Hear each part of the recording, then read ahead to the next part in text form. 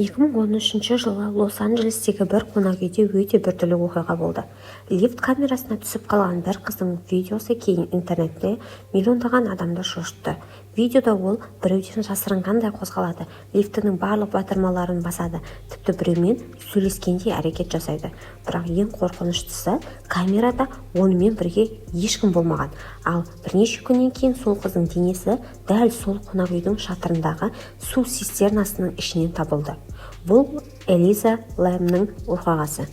Оқиға қызықты болса, онда ары қарай мені тыңда. Тыңдамастан бұрын каналға тіркелуді ұмытпа. Бәрін басынан бастап айтып берейін.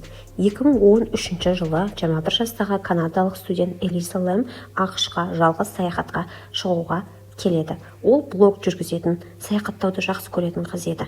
Оның жоспары батыс жағалауды аралау еді. Сапар барысында ол Лос-Анджелестегі әйгілі, бірақ біршама күмәнді тарихы бар Джесил қонақ үйінде тоқтайды. Бұл қонақ үйдің өзі де бұрыннан түрлі қараңғы оқиғалармен белгілі еді. Сол жерде ол бірнеше күн тұрады. Алғашында бәрі қалыпты болып көрінген еді. Бірақ бірнеше күннен кейін қыз кенеттен жоғалып кетеді. Оның ата-анасы одан хабар ала алмай қалады. Полиция қонақ үйді тексеріп, камераларды қарай бастайды. Сол кезеңде олар бір ерекше видеоны тауып алады. Бұл лифті ішіндегі бақылау камерасының видеосы еді. Видеода Элиза Лэм лифтке кіреді, бірақ оның әрекеттері өте түсініксіз болды. Алдымен ол лифттің барлық батырмаларын басады. Содан кейін лифттің бұрышына тығылғандай болады. Кейін есікке қарап біреуді күткендей тұрады. Бір сәтте ол лифттен шығып, дәлізге қарап біреумен сөйлескенде қолдарын қимылдатады. Бірақ видеода одан басқа ешкім жоқ еді. Тағы бір жұмбақ нәрсе, лифт есігі ұзақ уақыт жабылмай тұрады. Бұл видео кейін интернетке шыққанда миллиондаған адам түрлі теорияларды айта бастады. Бірнеше күн өткеннен соң қонақ үй қонақтары бір түрлі шағым айта бастады. Олар судың дәмі өзгергенін, судың түсі қараңғы екенін және душтағы су қысымы әлсіз екенін айтады. Қонақ үй қызметкерлері мәселені тексеру үшін шатырға көтеріледі. Шатырда үлкен су цистернасы орналасқан еді.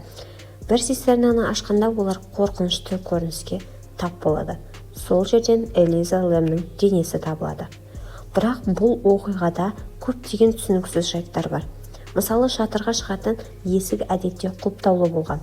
Цистернаның қақпағы ауыр болған. Оны бір адамның көтеруі мүмкін емес. Және камералар оның шатырға қалай шыққанын көрсетпеген. Тағы да бір сұрақ, ол цистернаның ішіне қалай кірді? Бұл сұрақтарға нақты жауап әлі күнге шейін табылмаған. Жылдар бойы адамдар мынадай бірнеше теорияны ұсынды.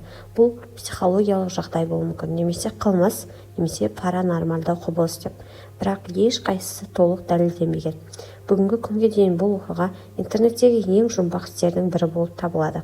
Лифттегі сол видео әлі күнге дейін адамдарды қорқытады. Ал сен қалай ойлайсың? Бұл жай ғана кездейсоқ жағдай болды ба? Әлде бұл оқиғаның артында біз білмейтін әлдеқайда үлкен құпия бар ма?